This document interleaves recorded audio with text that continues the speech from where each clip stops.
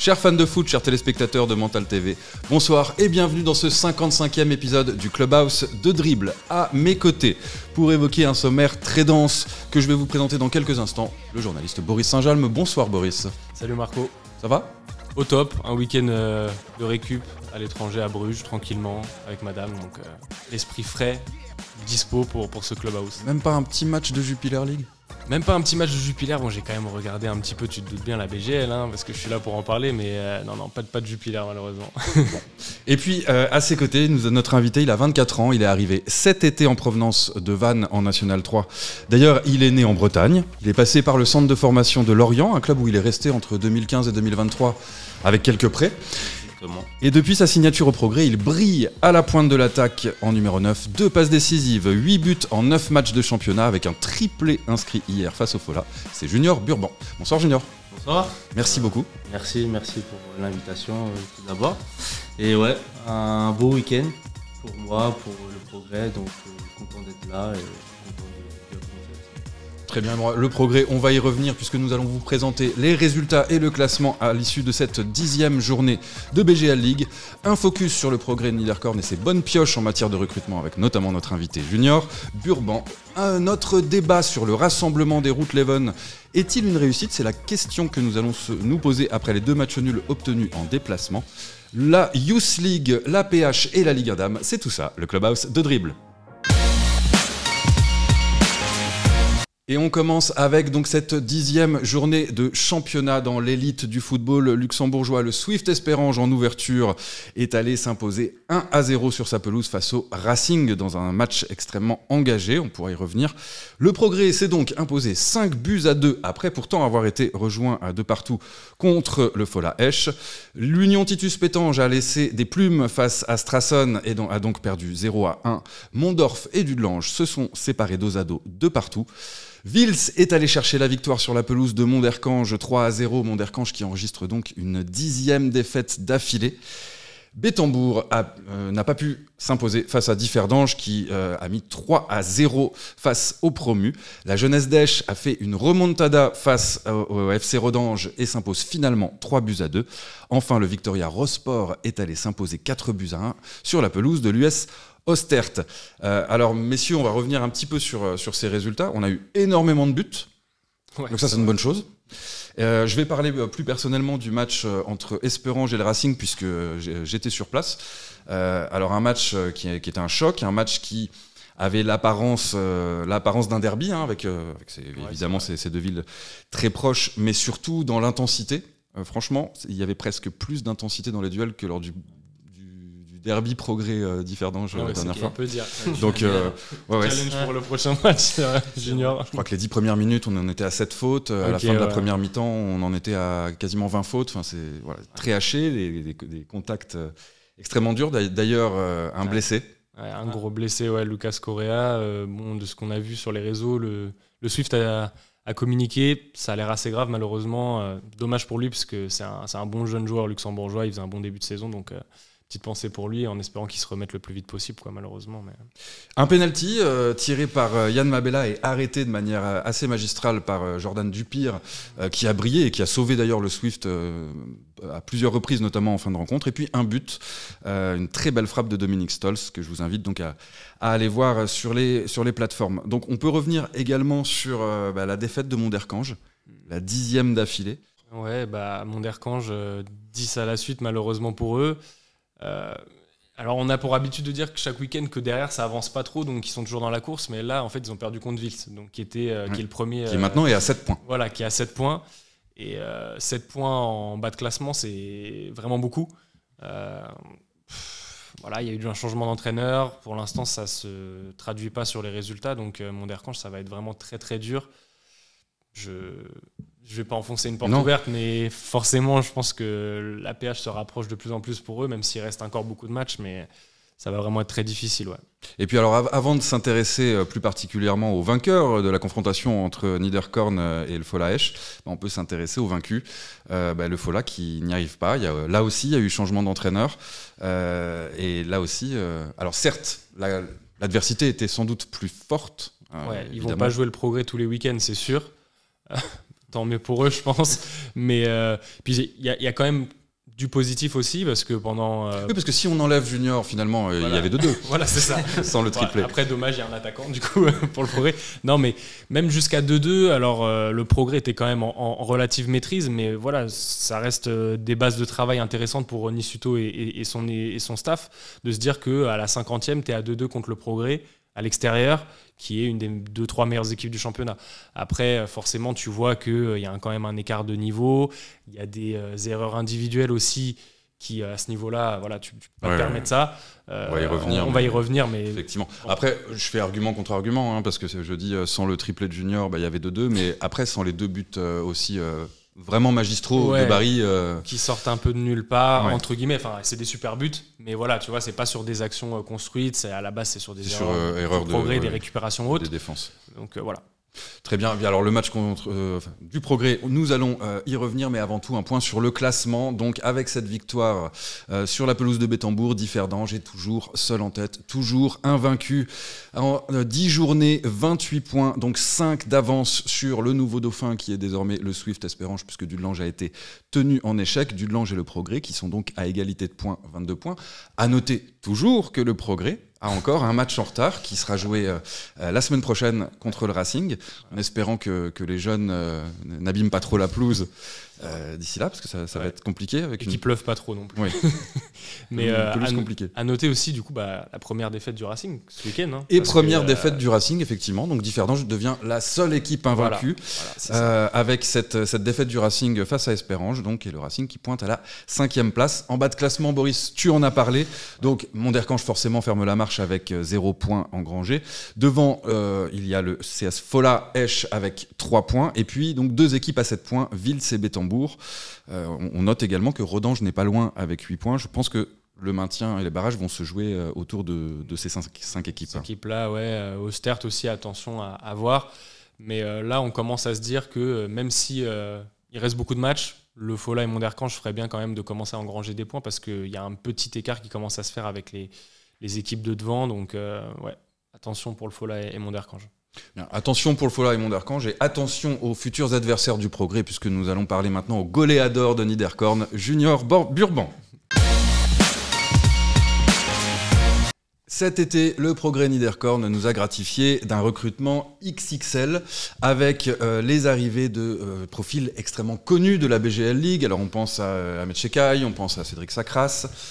Ken Corral. Évidemment Ken Corral, qui est revenu et bien revenu là sur les pelouses. Et puis son numéro 9, après le départ de Walid Germouni, donc Junior Burban, arrivé donc de Bretagne, et une pioche qui pouvait interroger en début de saison, et qui maintenant a mis tout le monde d'accord. Ouais, rapidement. Ouais, Et je pense que c'est ce que tu disais juste avant l'émission, Boris. Le gros avantage de ce recrutement, c'est que Junior a un profil de jeu qui correspond exactement au jeu du Progrès et à ce qui manquait au Progrès. Ouais, c'est exactement ce dont on discutait avant. En fait, pour moi, Junior, au-delà du fait que déjà c'est un attaquant qui marque des buts, plutôt bonne qualité pour un attaquant, mais c'est surtout qu'en fait, ils se font parfaitement dans le collectif du Progrès, dans le sens où c'est un joueur qui, tu me dis si je me trompe, hein, mais en tout cas qui a des super qualités en déviation, remise de haut but.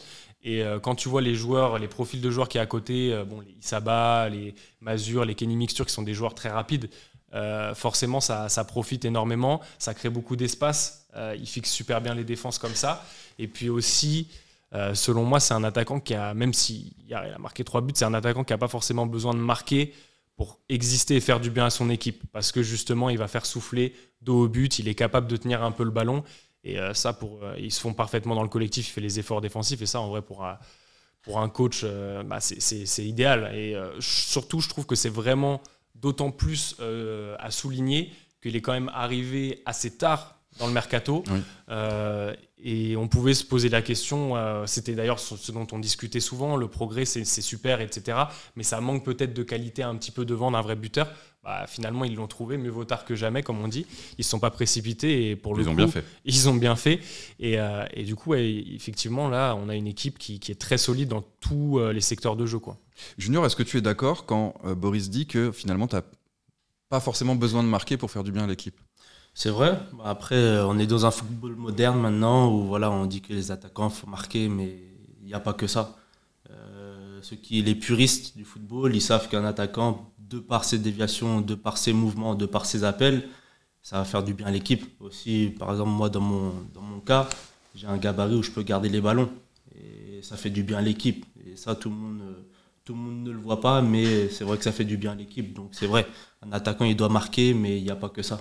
Remarquez que dans ton langage corporel, quand tu marquais pas, c'est vrai. T'étais un peu frustré. Ça reste un buteur. Hein. C'est ça. Après, j'ai cet ADN de buteur. Depuis tout petit, j'ai envie de marquer. Quand je marque pas, je suis déçu.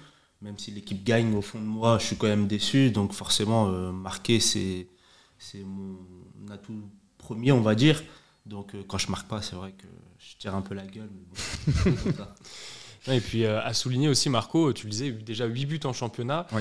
Il me semble que la saison passée, Walid Jarmouni, qui était aussi un des meilleurs attaquants du championnat, s'est arrêté à 12 ou 13, 12 ou 13, ouais, j'allais dire 13. Donc on est quand même en avance sur les temps de passage. Et en fait, le progrès, où on pouvait se demander, oh là là, comment ils vont faire devant. En fait, ils ont récupéré un des attaquants qui est déjà l'un des meilleurs buteurs et un des meilleurs attaquants du championnat. Oui. Donc ça, dans la course au titre, moi, je pense que ça peut jouer. En face, tu sais que tu as Differdange ou tu as Jorginho qui est un des meilleurs aussi attaquants du championnat. Donc c'est vraiment important. On dit souvent que pour gagner un championnat, il te faut un grand gardien et un grand attaquant des deux côtés du terrain. Il faut être efficace dans les deux surfaces. Devant, il y a de quoi faire au progrès. Ouais. Alors, si tu peux nous raconter tes buts et comment tu as vécu ton après-midi hier. Donc, je rappelle, un triplé de Junior Burban face au Fola. Alors, le premier but, on va dire que tu bénéficies d'une belle passe décisive du défenseur qui a voulu relancer Après, il est attentif. C'est vrai, mais j'ai envie de souligner qu'il faut être placé au bon moment. Absolument. Exactement. Ça aussi, on ne le remarque pas, mais le placement pour un offensif, c'est hyper important. J'étais attentif. J'ai pas été surpris parce que la balle, elle arrive quand même fort. Elle arrive vite, oui. Donc mon premier contrôle est bon. Après, je vois que le goal revient et le défenseur revient et j'ajuste mon tir tranquillement pour punir. Donc c'est un but entre guillemets, j'aime pas dire ça, facile, mais il fallait être là et le mettre. Et effectivement, tu as raison de souligner le sens du positionnement que parfois, oui, on va occulter face à juste un geste technique. Le deuxième but. Le deuxième but, c'est on obtient une faute, un coup de pied arrêté. Et voilà, je sais que Omar Natami, il les tire parfaitement. Il tire pas mal. Pied gauche. Et voilà, je me place souvent au point de pénalty, derrière le défenseur, jamais dans sa vue, toujours dans son dos. Et puis je plonge, il la met parfaitement en fait. J'ai plus qu'à plonger et la terminer, je la mets, voilà. Ouais, plus qu'à plonger, c'est quand même une belle finition. C'est une belle finition, mais voilà, le plus dur était de la mettre au bon endroit. Ouais. Encore une fois, j'y étais. Et puis j'ai su ajuster mon tir et puis voilà, ça rentre. Et puis alors le troisième, c'est une contre-attaque. Kenny qui déborde bien, on sait qu'il a des grosses qualités de vitesse. Et quand il part comme ça, je lui avais dit en première mi-temps qu'il fallait qu'il se sente devant le but parce que j'étais présent à chaque fois. Et il m'a écouté et j'étais bien positionné aussi. On fait des grosses courses aussi, il faut savoir qu'on fait des grosses courses en tant qu'attaquant pour être présent dans la surface. Et souvent, des fois, on perd la lucidité, mais là, dû à mon travail en amont, j'ai eu cette lucidité pour ajuster le goal tranquillement. Donc il me la met dans la surface et puis j'ai plus qu'à apprendre à contre-pied le goal. Alors quand on regarde les 5 buts d'affilée, on est obligé de se poser la question, est-ce que vous travaillez justement ces phases de transition ou de contre avec Jeff Strasser ? Parce que le but de Masure, c'est le copier-coller de ton troisième but. Et non, c'est clair. En fait, le coach s'appuie sur nos points forts. Et ça, faut le souligner. On a sur les côtés, on a 2 flèches. Les rentrants, ils vont vite aussi. Ils se placent bien. On sait que moi, je suis présent dans la surface. Donc forcément, on utilise nos forces pour pouvoir marquer des buts. Donc oui, c'est travaillé. C'est pas venu d'ailleurs. Et moi, j'ai une question pour toi, Junior, par rapport notamment à ton arrivée au sein du club et ta préparation. Comment est-ce que ça s'est passé ? Est-ce que tu es arrivé, on le disait, assez tard dans le mercato ?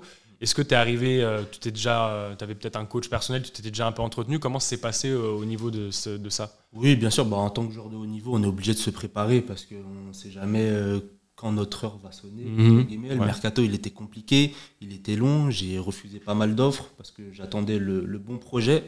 Et donc, j'ai dû m'entretenir avec un coach personnalisé. Je le nomme, c'est Steve Lelay. Okay. Donc, merci à lui d'ailleurs. Et voilà, donc tout au long, j'ai dû me préparer physiquement. Après, c'est pas pareil quand on s'entraîne seul avec une équipe. Mais voilà, quand j'ai signé le 15. 10 jours après, on avait un match de coupe. Et j'étais prêt, en fait. Ouais, c'est ça, parce que moi, pour le coup, j'ai vu tes débuts, c'était contre Djurgården en Coupe d'Europe, où on sentait qu'en fait, tu étais directement dans le rythme, presque, j'ai envie de dire, ce qui est quand même à noter quand tu vois, arrives en fin de mercato, que tu n'as pas fait la prépa avec tout le monde, c'est fort. C'est costaud. Et gros pari, effectivement, de la part de Jeff Strasser de l'aligner dès la Coupe d'Europe. Alors, il est buteur, mais également passeur décisif, puisqu'il en a mis 2, et là, il vient de m'en faire une parfaite. Tu dis que tu as refusé des offres en attendant le bon projet. Qu'est-ce qui t'a séduit dans le projet du Progrès ? C'est déjà un nouveau championnat. Ça, c'est parce que ça faisait 5 ans que j'étais en France. Il fallait que j'aille voir ailleurs. Je pense que j'avais fait mon temps, en tout cas au niveau national en France. Au-delà de ça, j'ai eu le président au téléphone longtemps. On a bien échangé autour du projet du club, ce qui est important pour moi, le projet du club, le projet sportif aussi. Et j'ai bien senti qu'il me voulait à tout prix, en fait, et que j'étais son choix numéro 1. Donc ça m'a séduit. Il y a aussi le fait de jouer la Coupe d'Europe. C'est important dans le choix. Et le fait qu'aussi le football luxembourgeois il se démocratise. On voit pas mal de joueurs chaque saison qui partent dans des championnats plus huppés. Donc forcément, on voit un peu sur Internet qu'on parle de tremplin. Oui. Bon, je suis quand même un jeune joueur. C'est ce que j'allais dire. À 24 ans, tu ambitionnes peut-être de jouer en pro. Bien sûr, j'ai goûté au monde pro. Oui. Pas le temps que je voulais, mais voilà. Des fois, vous savez, on passe par des chemins un peu plus vaseux pour aller plus haut, et je pense que c'est ce que je suis en train de faire. Donc j'ai envie d'aller jouer encore au plus haut. C'est intéressant ce que dit Junior, parce que nous, parfois, on est un peu la tête dans le guidon à se dire le Luxembourg, ça s'améliore, il y a des joueurs qui sortent et qui vont dans le monde pro.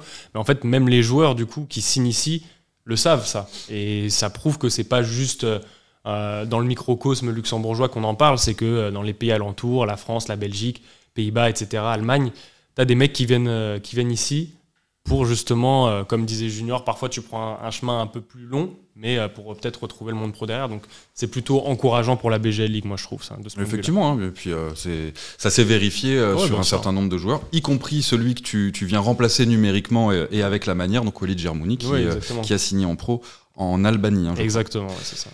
Nous allons parler de joueurs qui évoluent en BGL League, mais aussi en pro avec la sélection nationale. C'est l'heure des Roetleven.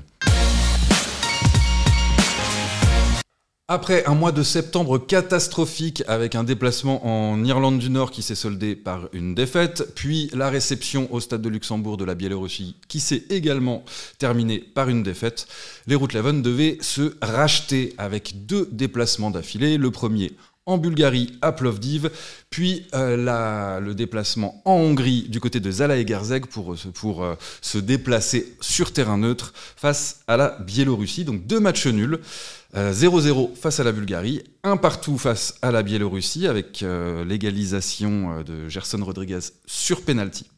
Donc la question que je vais poser est celle-ci. Le rassemblement d'octobre avec ces 2 matchs nuls est-il une réussite, Boris ?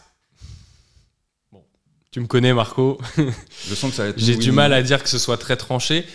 Allez, je vais quand même partir sur plutôt oui, parce que tu restais, mine de rien, j'ai regardé la dernière victoire à l'extérieur, c'était contre le Liechtenstein en 2023. Enfin, le dernier match où tu n'as pas perdu, pardon. Tu avais enchaîné Géorgie, France. En compétition officielle, parce qu'il y a eu Kazakhstan. C'est vrai, il y a eu Kazakhstan, mais je parle à l'extérieur. À l'extérieur, tu restais sur 4 défaites consécutives. Géorgie, France, Belgique et Irlande du Nord, où c'était vraiment très compliqué. Donc là, tu te déplaces 2 fois, tu perds pas. Bon, après, ça reste 2 matchs nuls. On a vu clairement que ça avait beaucoup changé dans l'approche et la philosophie de jeu que voulait adopter le sélectionneur Luc Holtz. Il avait prévenu que ça allait être des matchs très engagés physiquement. C'est globalement ce qu'on a vu. Je crois que j'ai compté 11 cartons. Sur les 2 matchs et évidemment beaucoup plus de fautes, des matchs très hachés sur des terrains qui n'étaient pas forcément des billards aussi. Donc de ce point de vue-là, moi je trouve qu'on a vu déjà que les joueurs n'ont pas lâché le sélectionneur, ce qui est plutôt une bonne chose.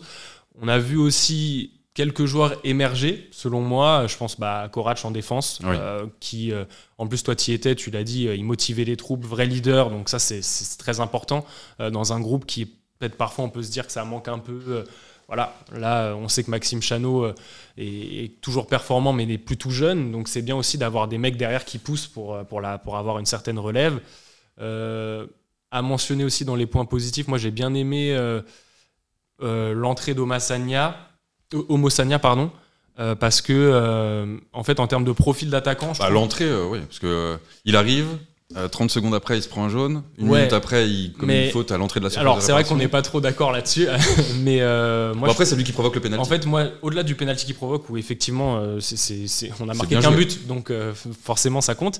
Mais c'est surtout dans le profil de joueur que c'est un mec qui est assez costaud, capable de résister dans les duels et surtout qui est rapide. Et en fait, ça, offensivement, on le sait que Luc Holtz, il se plaignait un petit peu de ça, de ce manque de profil-là. Lors du dernier rassemblement en septembre, voilà, par exemple, il parlait de Muratovic, qui est évidemment un bon joueur, mais qui manque un peu peut-être de ses qualités de vitesse.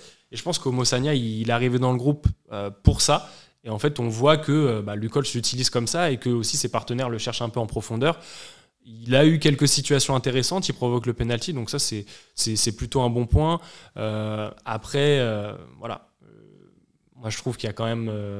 voilà, on fait 2 nuls contre la Bulgarie et la Biélorussie. Ça reste...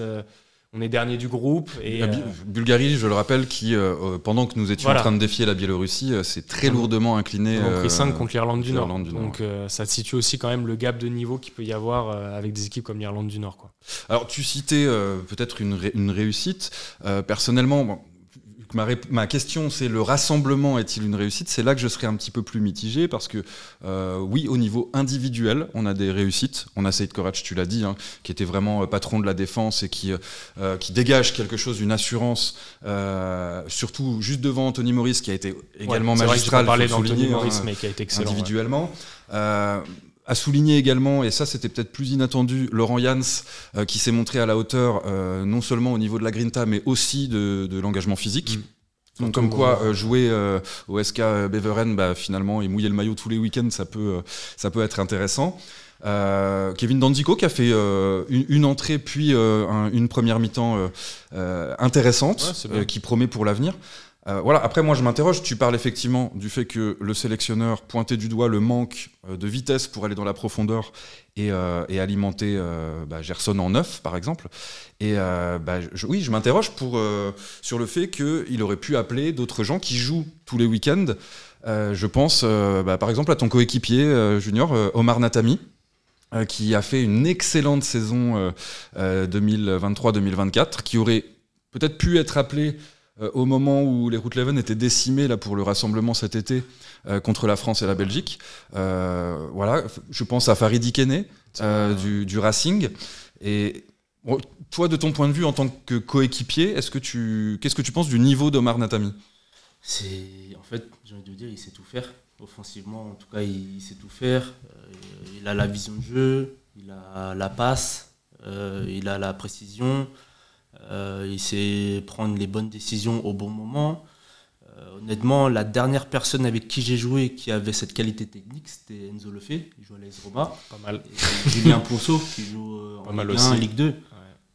Donc, pour moi, on en parle dans le vestiaire. On en parle, forcément, c'est un sujet qui revient. Et moi aussi, je me pose la question, pourquoi il n'est pas sélectionné ? Parce que je pense qu'il peut apporter à cette équipe nationale. Oui, alors peut-être que la FLF est passée à côté du fait qu'il a obtenu la nationalité luxembourgeoise l'an passé.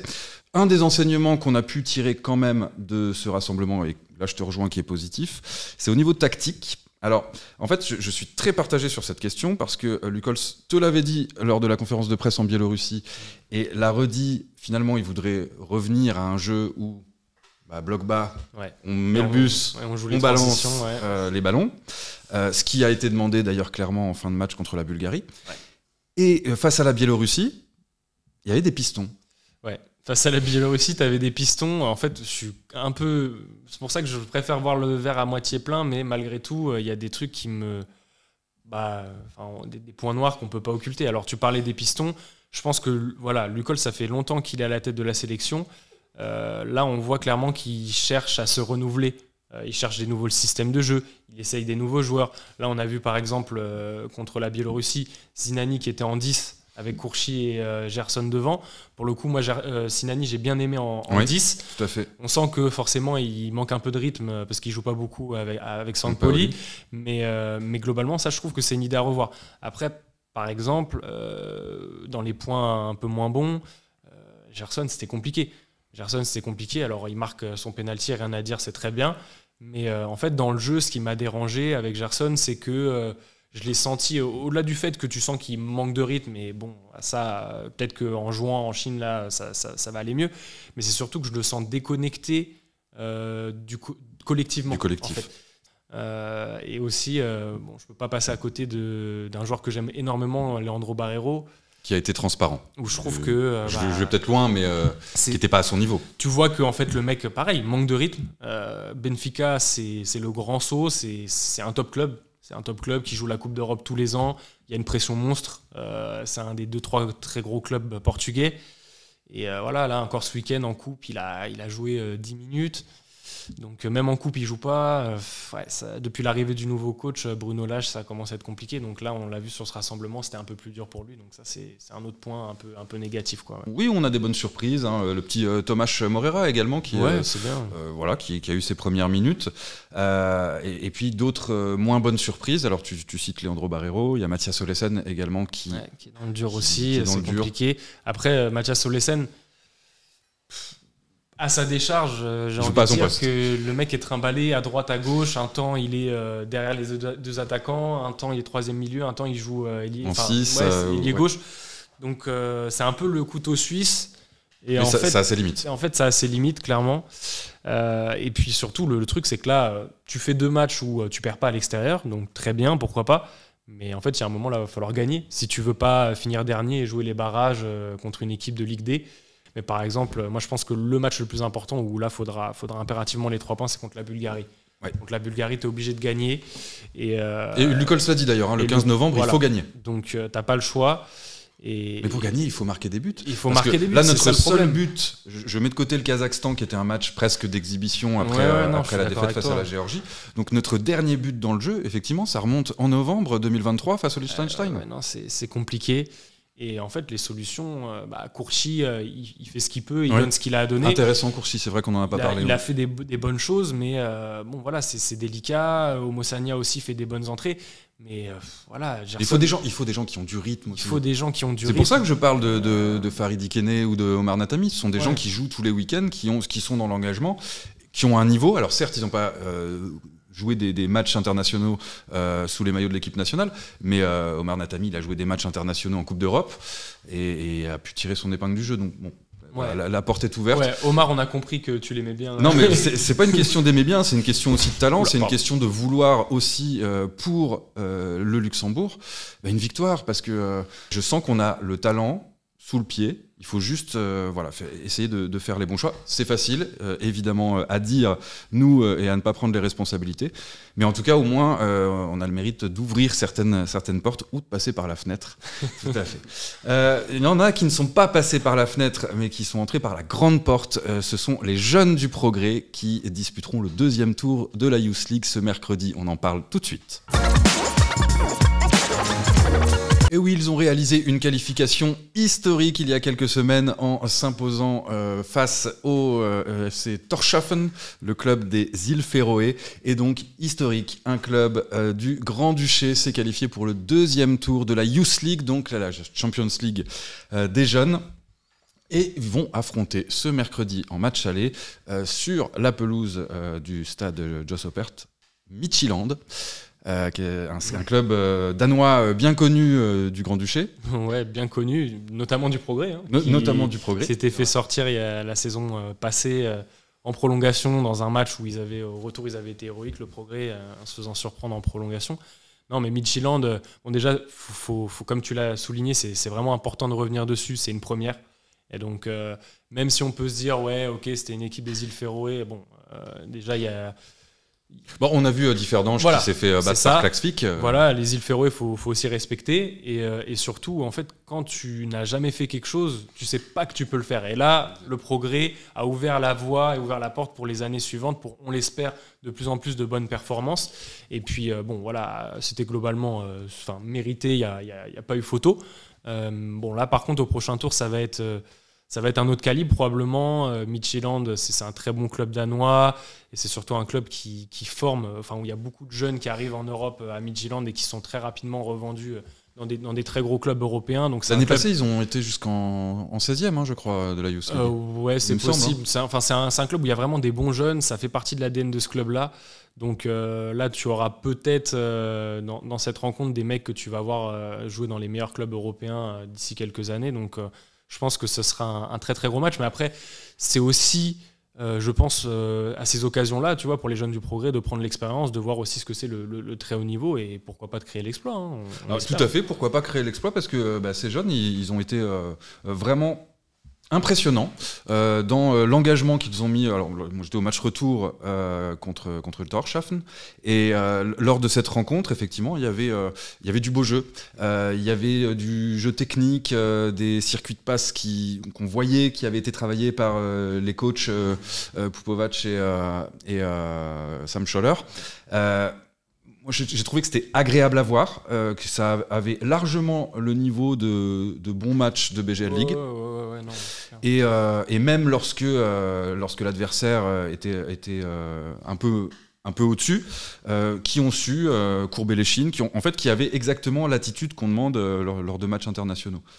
Junior, tu y étais également ce match retour. Ça t'a marqué également cette qualité de jeu ? Franchement, ouais, honnêtement, je pensais pas qu'ils avaient ce niveau-là.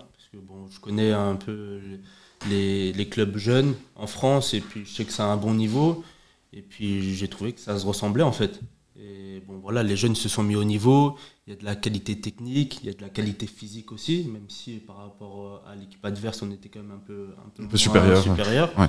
Donc ouais, j'ai été impressionné et puis voilà, ils ont su gérer leurs 2 matchs, parce que aussi, il ne faut pas oublier, ils ont fait un match là-bas avec le transport, tout ça, c'est pas facile.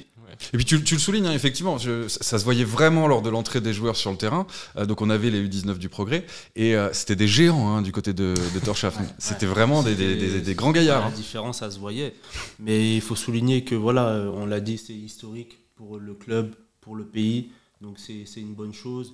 Et puis voilà, il faut que les jeunes ils profitent de ces moments-là. Mais aussi c'est notre métier, donc il faut qu'ils y aillent comme Midtjylland pour faire quelque chose, pas juste pour regarder. Oui, absolument. Et puis cela montre également le bon travail de formation réalisé par le Progrès, parce que souvent on le souligne pour d'autres clubs, donc notamment le Racing, Dudelange, et on a d'autres clubs qui se mettent à la formation et pour lesquels ça porte ses fruits. On peut penser à Pétange ou effectivement au Progrès avec ses U19. Et d'ailleurs, on vous donne tous rendez-vous donc sur le stade Jos Oppert de Niederkorn qui accueillera, et c'est historique, pour la première fois, une rencontre européenne. Nous allons passer désormais aux résultats et au classement du week-end sur les autres pelouses du Grand-Duché. On débute avec la Ligue 1 féminine. Young Leinster s'est imposé face à l'entente WMGB 4-2 et donc conserve sa place de 3e au classement. Les Young Boys de Diekirch se sont fait atomiser par Mamers qui a enfin rebondi avec ce 5-0. Le Racing s'est imposé contre Differdange 3-1. L'entente Zingen-Norden, le promu, s'est vu infliger une claque par le SCL. 11-1. Enfin, le Swift Espérange n'a pas fait non plus dans la dentelle face à l'autre promu, l'Union Mertert-Wasserbili, qui s'impose 7-0, donc pas de changement au niveau du classement. Le Racing, toujours leader avec 19 points devant le Swift 17 et la jeunesse Young Leinster 16 en bas de classement. Donc les deux derniers, les deux promus, toujours à 1 point après 7 journées. La rencontre face à Differdange donc du Racing, il y a une de tes connaissances qui était sur le terrain, Junior. Bonne connaissance. Exactement, bonne connaissance, oui. Ma femme qui a signé cette année au Racing. Donc voilà, un top club. Depuis des nombreuses saisons, ils sont championnes, je crois. Tout à fait. Le championnat et la coupe. Donc elle est très contente et je suis très content pour elle aussi. Donc deux footballeurs dans le ménage, deux footballeurs qui vont probablement jouer une Coupe d'Europe également je l'espère, l'été prochain. C'est l'objectif en tout cas, c'est l'objectif, mais ouais, 2 footballeurs. Bon, à ce moment-là, les avions se croiseront peut-être. Mais... peut-être. Nous passons à la promotion d'honneur avec les matchs. Là aussi, il y a eu pour cette 9e journée énormément de buts. La jeunesse Canard s'est imposée face à l'Etzela Ettelbruck qui marque le pas en ce moment. Un peu plus dur. 4 buts à 1, l'US Sandweiler s'est incliné face à Chifflange qui renoue enfin avec la victoire. 1 but à 2, Mamers et Kerjeng en haut de tableau n'ont pas pu se départager. 2 partout. Bissen, en revanche, tire son épingle du jeu et devient le dauphin de Kerjeng en s'imposant 3 buts à 0 sur la pelouse du Résidence Valfer. Luxembourg City s'est imposé face à l'Avenir Beggen, 3 buts à 2. L'Avenir Beggen qui chute dur, là, au classement. C'est dur également pour le Mariska Mersch, 14e après avoir été battu 4 buts à 1 par l'US Feulen. La Lisantia Steinzel et le Berdenia Berbourg se sont quittés sur le match nul, 2 buts partout.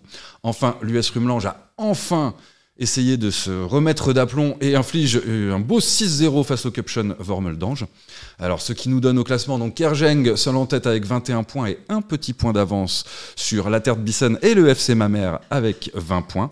Et donc, en bas de classement, ça chauffe pour le Mariska Mersch et l'Avenir Beggen qui sont 14 et 15e avec 5 points, devant l'US Sandweiler avec 2 points. À noter que Rumelange s'extirpe pour l'instant un tout petit peu de la zone trop rouge avec ses 6 points. Enfin bon, voilà, c'est encore une fois une PH où rien n'est joué. Rien n'est joué.